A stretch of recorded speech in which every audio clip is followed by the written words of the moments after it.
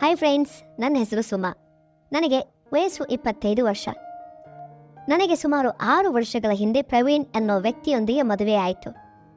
ಮದುವೆಯಾಗಿ ಇಷ್ಟು ವರ್ಷಗಳಾದರೂ ಕೂಡ ನನಗೆ ಮಕ್ಕಳೇ ಆಗಿರಲಿಲ್ಲ. ಅದಕ್ಕೆ ಕಾರಣ ನನ್ನ ಗಂಡನಲ್ಲಿರುವಂತಹ ಒಂದೇ ಒಂದು ಸಣ್ಣ ಲೋಪ. ಆದರೆ ನನ್ನ ಗಂಡ ನೋಡೋದಕ್ಕೆ ಮಾತ್ರ ತುಂಬ ಚೆನ್ನಾಗಿದ್ದಾರೆ. ಅದೇ ರೀತಿ ನಾನು ಕೂಡ ಒಳ್ಳೆಯ ಬಿಳಿ ಬಣ್ಣದಲ್ಲಿದ್ದು ಸ್ವಲ್ಪ ಸುಂದರವಾಗಿಯೇ ಇದ್ದೇನೆ. ಆದರೆ ನನ್ನ ಮದುವೆಗಿಂತ ಮುಂಚೆಯೇ ನನಗೆ ಎಷ್ಟೊಂದು ಒಳ್ಳೆಯ ಸಂಬಂಧಗಳು ಬಂದಿದ್ವು. ಆದರೂ ಕೂಡ ಪರಿಚಯದವರ ಸಂಬಂಧ ಅಂಥೇಳಿ ಪ್ರವೀಣ್ ಜೊತೆ ನನ್ನ ಮದುವೆಯನ್ನು ಮಾಡಿಸಿದ್ರು, ನಮ್ಮನೆಯ ದೊಡ್ಡವರು.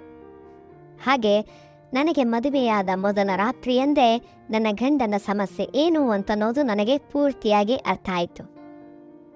ಪ್ರಿಯ ವೀಕ್ಷಕರೇ, ದಯವಿಟ್ಟು ನಮ್ಮ ಚಾನಲನ್ನು ಸಬ್ಸ್ಕ್ರೈಬ್ ಮಾಡಿ ಹೊಸ ಕತೆ ಬರೆಯೋದಕ್ಕೆ ಪ್ರೋತ್ಸಾಹವನ್ನು ಕೊಡಿ.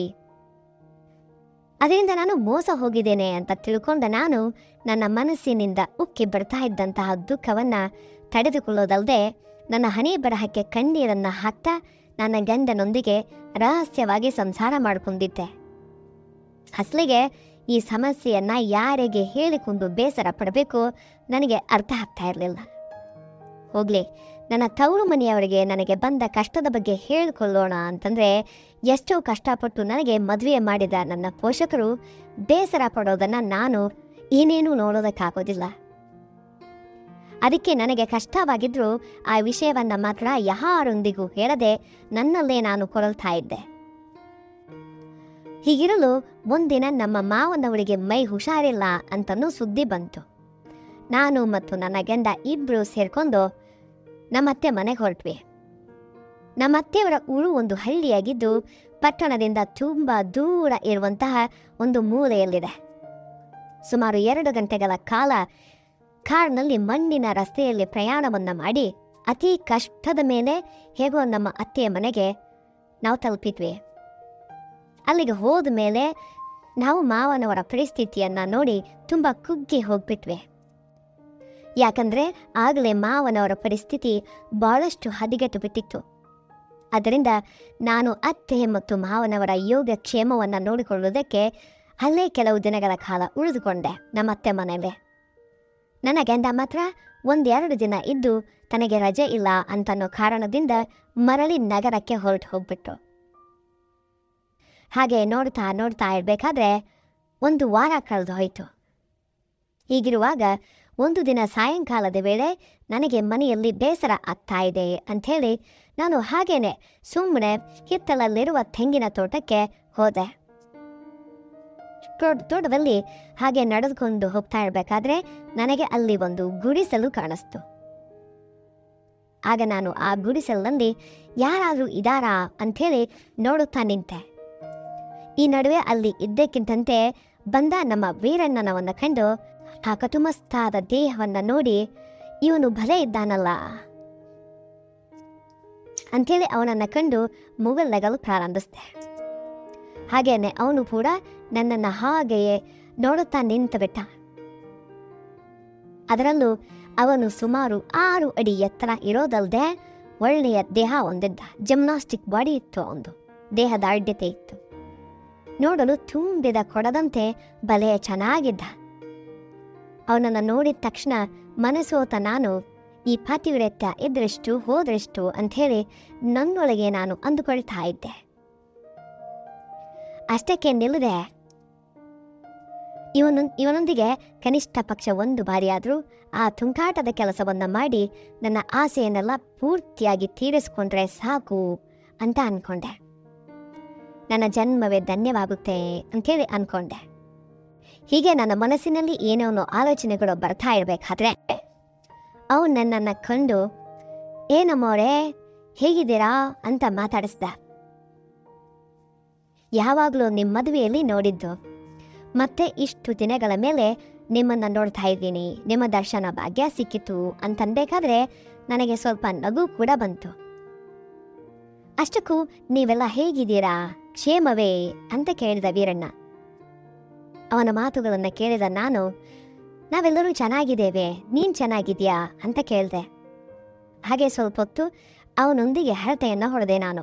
ಭಾಳ ದಿನಗಳ ಬೆಲೆ ಭೇಟಿಯಾಗಿದ್ನಲ್ಲ, ಹಾಗಾಗಿ ಕತ್ತಲಾಗ್ತಾ ಇರೋದನ್ನು ಕಂಡು ಮೆಲ್ಲಗೆ ಅಲ್ಲಿಂದ ಹೊರಟು ನಮ್ಮ ಮನೆಯ ಕಡೆ ನಾನು ಹೆಜ್ಜೆ ಹಾಕ್ತೆ.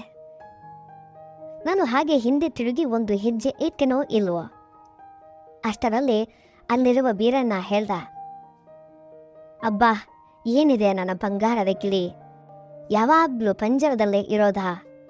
ಒಂದು ಅವಕಾಶ ಸಿಕ್ಕರೆ ಊರು ಪೂರ್ತಿ ತೋರಿಸ್ತೇನೆ ಅಂತ ಅಂದ.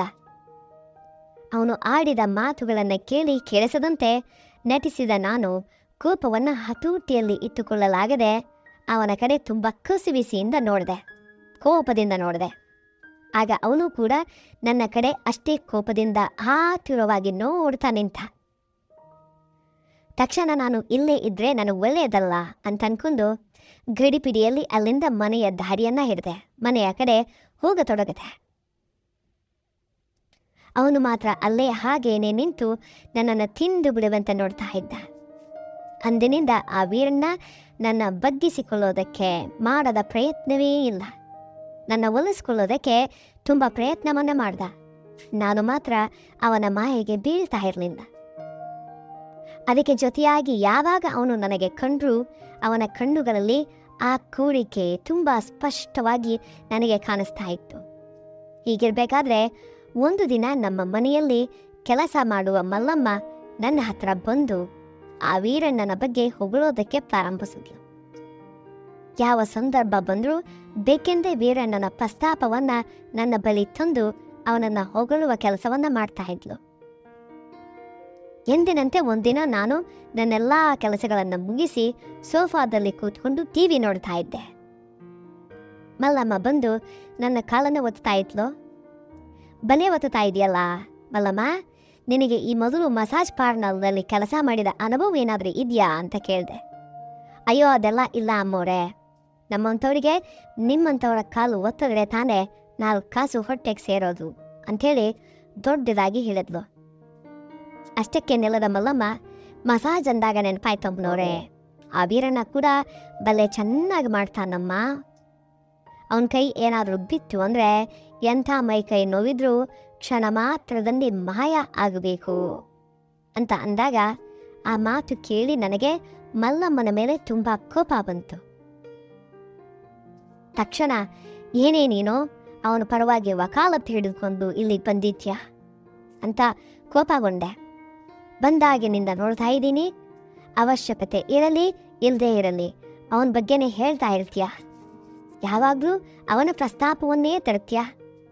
ಅಷ್ಟಕ್ಕೂ ನಿನ್ನ ಉದ್ದೇಶ ಏನು ಅಂಥೇಳಿ ನಾನು ಅವಳನ್ನು ಗಟ್ಟಿಯಾಗಿ ವಿಚಾರಿಸಿದಾಗ, ಕೋಪ ಮಾಡ್ಕೊಳ್ಬೇಡಿ ಅಮ್ಮನವರೇ, ಏನೋ ಸುಮ್ಮನೆ ಹೇಳಿದೆ ಅಷ್ಟೇ ಅಂಥೇಳಿ ನನ್ನನ್ನು ಸಮಾಧಾನ ಪಡಿಸೋದಕ್ಕೋಸ್ಕರ ಪ್ರಯತ್ನಿಸಿದ್ಲು ಮಲ್ಲಮ್ಮ.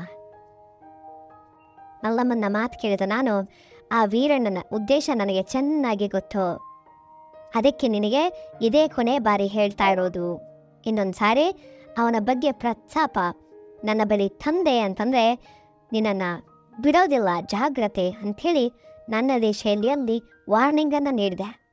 ಅದರಿಂದ ನನ್ನ ಮಾತನ್ನು ಗಂಭೀರವಾಗಿ ತಗೊಂಡ ಮಲ್ಲಮ್ಮ ಮತ್ತೆಂದು ಅವನ ಬಗ್ಗೆ ನನ್ನ ಮುಂದೆ ಮಾತಾಡಲಿಲ್ಲ. ಆದರೆ ನನಗೊಂದಿನ ಅನುಮಾನ ಬಂದು ಮಲ್ಲಮ್ಮಳನ್ನು ಕರೆದು, ಅಸಲಿಗೆ ನೀನು ಯಾಕೆ ಅವನ ಬಗ್ಗೆ ಪದೇ ಪದೇ ಹೇಳ್ತಾ ಇದ್ದೆ? ನಿನಗೂ ಅವನಿಗೂ ಏನು ಸಂಬಂಧ?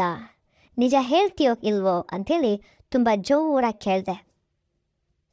ಆಗ ನನ್ನ ಮಾತಿಗೆ ಹೆದರಿದ ಮಲ್ಲಮ್ಮ ನಲ್ಲಗೆ ಅಸಲಿ ವಿಷಯ ಹೇಳ್ತೊಡಗಿದ್ಲು. ನನ್ನ ಗಂಡ ನನ್ನನ್ನು ಬಿಟ್ಟು ಹೋದ ವಿಷಯ ನಿಮಗೆ ಗೊತ್ತೇ ಇದೆಯಲ್ಲ ಅಮ್ಮವರೇ ಅಂಥೇಳಿ ಅವಳು ಕೇಳಿದ ಪ್ರಶ್ನೆಗೆ ಹೌದು ಗೊತ್ತು ಅಂತ ಉತ್ತರಿಸ್ದೆ. ಹಾಗೆ ನನ್ನ ಗಂಡ ಬಿಟ್ಟು ಹೋದ್ಮೇಲೆ ಒಬ್ಬಂಟಿಯಾಗಿರುವ ನನ್ನ ಮೇಲೆ ವೀರಣ್ಣ ಕಣ್ಣು ಹಾಕ್ದ. 2-3 ಸಾರಿ ಅವನ ಬಳಿ ಬರೋದಕ್ಕೆ ಬಲವಂತವನ್ನ ಮಾಡ್ದ. ಆದರೆ ಅವನೆಂದರೆ ಇಷ್ಟವಿಲ್ಲದ ನಾನು ಅವನಿಂದ ತಪ್ಪಿಸ್ಕೊಳ್ತಾ ಇದ್ದೆ. ಹೀಗಿರ್ಬೇಕಾದ್ರೆ ಒಂದಿನ ತೆಂಗಿನ ತೋಟದಲ್ಲಿ ಬಿತ್ತಿರೋ ಗರಿಗಳನ್ನು ಹಾಯ್ತಾ ಇದ್ದಾಗ ಹಿಂದಿನಿಂದ ಬಂದ ವೀರಣ್ಣ ನನ್ನನ್ನು ಗಟ್ಟಿಯಾಗಿ ಹಿಡಿದುಕೊಂಡ. ಗುಡಿಸಲಿನ ಒಳಗೆ ಎಳೆದೊಯ್ದು ನನ್ನ ಜೀವನವನ್ನೇ ಹಾಳು ಮಾಡ್ದ ಅಂಥೇಳಿ ಅಳುತ್ತಾ ಹೇಳಿದ್ಲು. ಅಂದಿನಿಂದ ನಾನು ಅವನು ಹೇಳಿದ್ದೆಲ್ಲ ನಾನು ಮಾಡದೇ ಇದ್ರೆ ನಡೆದ ವಿಷಯವನ್ನು ಎಲ್ಲರಿಗೂ ಹೇಳಿ ಮರ್ಯಾದೆ ಕಲಿತೀನಿ ಅಂಥೇಳಿ ಬೆದರಿಸುತ್ತಾ ತನ್ನ ಕೆಲಸಗಳನ್ನೆಲ್ಲ ಮಾಡಿಸ್ಕೊಳ್ತಾ ಇದ್ದಾನೆ ಅಂಥೇಳಿ ಬೇಜಾರಿಂದ ಹೇಳಿದ್ಲು ಮಲ್ಲಮ್ಮ. ಹಾಗೇನೆ ನಾನು ನಿಮ್ಮ ಹತ್ರ ಇರುವಾಗೆಲ್ಲ ಅವನ ಬಗ್ಗೆ ಹೇಳುವಂತೆ ನಿಮ್ಮ ಮನಸ್ಸಿನಲ್ಲಿ ಅವನ ಬಗ್ಗೆ ಒಂದೊಳ್ಳೆ ಅಭಿಪ್ರಾಯ ಮೂಡುವಂತೆ ಮಾಡೋದಕ್ಕೆ ನನಗೆ ಟಾರ್ಚರ್ ಕೊಡ್ತಾ ಇದ್ದ ಅಂಥೇಳಿ ಭಯಾನಕ ಸತ್ಯವನ್ನ ನನ್ನ ಮುಂದೆ ಬಿಚ್ಚಿಟ್ಲು. ಅವಳು ಹೇಳಿದ ಮಾತನ್ನ ಕೇಳಿ ನನಗೆ ಮೈ ಝುಮ್ ಅಂತಾಯ್ತು. ಛೀ, ಈ ವೀರನ ಇಷ್ಟೊಂದು ದುಷ್ಟನೇ, ಯಾವುದೇ ಕರುಣೆ ಇಲ್ಲದ ಈ ನರರೂಪದ ರಾಕ್ಷಸನನ್ನ ಇನ್ನು ಮುಂದೆ ಬಿಡಬಾರದು ಅಂಥೇಳಿ ನಿರ್ಧಾರವನ್ನ ಮಾಡಿದೆ. ಜೊತೆಗೆ ಇವನೊಂದಿಗೆ ಜಾಗರೂಕತೆಯಿಂದ ಇರಬೇಕು ಅಂಥೇಳಿ ನನಗೆ ನಾನೇ ಎಚ್ಚರಿಸ್ಕೊಂಡೆ. ಒಂದಿನ ನಮ್ಮ ಅತ್ತೆಯವರು ನಮ್ಮ ಮಾವನನ್ನ ಕರ್ಕೊಂಡು ಆಸ್ಪತ್ರೆಗೆ ಚಿಕಿತ್ಸೆಗಾಗಿ ಹೋದ್ರು. ಮನೆಯಲ್ಲಿ ಒಬ್ಬಳೇ ಇದ್ದ ನಾನು ಏನು ಮಾಡಬೇಕು ಅಂತ ತಿಳಿದೆ ಸೋಫಾದಲ್ಲಿ ಕೂತ್ಕೊಂಡು ಟಿವಿ ನೋಡ್ತಾ ಇದ್ದೆ. ಈ ನಡುವೆ ಕೆಲಸದವಳು ಮಲ್ಲಮ್ಮ ಜೋರಾಗಿ ಕಿಚ್ತಾರೋ ಶಬ್ದ ನನಗೆ ಕೇಳಿಸ್ತು. ತಕ್ಷಣ ಬೆಚ್ಚಿ ಬಿದ್ದ ನಾನು ಆ ಶಬ್ದ ಎಲ್ಲಿಂದ ಬರ್ತಾ ಇದೆ ಅಂತ ನೋಡೋದಕ್ಕೆ ತ್ವಸಕ್ಕೆ ಹೋದಾಗ ಅಲ್ಲಿ ಆ ವೀರನ ಮಲ್ಲಮ್ಮನಿಗೆ ಚೆನ್ನಾಗಿ ಮಾಡ್ತಾ ಇದ್ದ. ಏನಿದು, ಯಾಕೆ ಅವಳನ್ನು ಹೀಗೆ ಚಿತ್ರಹಿಂಸೆ ಕೊಡ್ತಾ ಇದ್ದಾನೆ, ಕೇಳೋರು ಯಾರೂ ಇಲ್ಲ ಅಂದ್ಕೊಂಡಿದ್ಯಾ, ಈಗಲೇ ಪೊಲೀಸ್ ಕಂಪ್ಲೇಂಟ್ ನೀಡ್ತೇನೆ ನೋಡು ಅಂತನ್ನುವಾಗ ನನ್ನ ಮಾತು ಕೇಳಿ ಒಪ್ಪಗೊಂಡ ವೀರಣ್ಣ, ಬಾರೇ ನನ್ನ ರಾಣಿ, ನಿನಗಾಗಿಯೇ ನಾನು ಎಷ್ಟೋ ದಿನಗಳಿಂದ ಕಾಯ್ತಾ ಇದ್ದೇನೆ ಅಂಥೇಳಿ ಒಂದು ತುಂಟ ಮಾತುಗಳನ್ನು ಆಡೋದಕ್ಕೆ ಪ್ರಾರಂಭಿಸ್ತ. ಅಷ್ಟಕ್ಕೆ ನಿಲ್ಲದ ಆ ವ್ಯಕ್ತಿ ಇದ್ದಕ್ಕಿದ್ದಂತೆ ನನ್ನ ಬಳಿ ಬಂದು ನನ್ನ ಮೇಲೆ ಎರಗೋದಕ್ಕೆ ಪ್ರಾರಂಭ ಮಾಡ್ದ. ಆ ಘಟನೆಯನ್ನು ಕಣ್ಣಾರೆ ನೋಡಿದ ಮಲ್ಲಮ್ಮ ತಕ್ಷಣ ಅಲ್ಲಿಂದ ಓಡಿ ಹೋದ್ಲು. ಅಲ್ಲಿ ಯಾರೂ ಇಲ್ಲ ಅಂತನ್ನುವಂತಹ ಧೈರ್ಯದಿಂದ ಮಿತಿಮೀರಿದ ವೀರಣ್ಣ ನನ್ನನ್ನು ಪಕ್ಕದ ರೂಮಿಗೆ ಕರೆದುಕೊಂಡು ಹೋದ. ನನ್ನ ಸೌಂದರ್ಯವನ್ನು ದೂಚುವ ಕೆಲಸಕ್ಕೆ ಬಿದ್ದ. ಮೊದಮೊದಲು ಅವನ ಆಸೆಗೆ ನಾನು ಅಡ್ಡಿಪಡಿಸಿದ್ರು ಅವನು ತೋರಿಸುತ್ತಿದ್ದ ಆ ಗಂಡಸ್ತನಕ್ಕೆ ನಾನು ಸೋತು ಹೋದೆ. ಬಹುಶಃ ಇಷ್ಟು ದಿನ ಆ ಸ್ಪರ್ಶದಿಂದ ದೂರದಿದ್ದ ಕಾರಣಕ್ಕೋ ಅಥವಾ ತಿಳಿಯದೆಯೇ ಅವನ ಮೇಲೆ ಇಷ್ಟ ಬೆಳೆದಿದ್ದ ಕಾರಣಕ್ಕೋ ಗೊತ್ತಿಲ್ಲ, ಅಂದು ವೀರಣ್ಣನ ಮಡಿಲಲ್ಲಿ ಹಕ್ಕಿಯಂತೆ ಅಡಗಿ ಹೋದೆ. ಅಂದಿನಿಂದ ನಾನು ಯಾವಾಗ ನಮ್ಮ ಅತ್ತೆ ಮನೆಗೆ ಹೋದರೂ ನನ್ನ ಕಣ್ಣುಗಳು ವೀರಣ್ಣನಿಗಾಗಿ ಕಾಯ್ತಾ ಇದ್ವು. ವೀರಣ್ಣ ಕಂಡಾಗಲೆಲ್ಲ ನನ್ನ ಎದೆಯಲ್ಲಿ ಒಂದು ತರಹದ ಸಾಗರದ ಅಲೆಗಳು ಇರುತ್ತಾ ಇದ್ವು. ಮದುವೆಯಾಗಿ ವರ್ಷಗಳಾಗಿದ್ರೂ ಕೆನ್ನನ ಸ್ಪರ್ಶವಿಲ್ಲದೆ ನಿರಾಸೆಯಲ್ಲಿ ಹೊರಗುತ್ತಾ ಇರೋ ನನ್ನ ಜೀವನದಲ್ಲಿ ವೀರಣ್ಣನ ಆಗಮನದಿಂದಾಗಿ ಬಾಡಿ ಹೋದ ಗಿಡಕ್ಕೆ ಹೊಸ ಚಿಗುರು ಬರುವಂತಾಯಿತು. ಈ ಕಥೆಯ 2ನೇ ಭಾಗಕ್ಕೆ ಪಾರ್ಟ್ 2 ಅಂತಲೇ ಕಮೆಂಟ್ ಮಾಡಿ, ಲೈಕ್ ಮಾಡಿ, ಶೇರ್ ಮಾಡಿ ಮತ್ತು ಸಬ್ಸ್ಕ್ರೈಬ್ ಮಾಡಿ. ಇನ್ನೊಂದು ಹೊಸ ಕಥೆಯೊಂದಿಗೆ ನಿಮ್ಮ ಮುಂದೆ ಬರುತ್ತೇನೆ. ಧನ್ಯವಾದಗಳು. ಶುಭ ದಿನ. Take care. Bye. See you.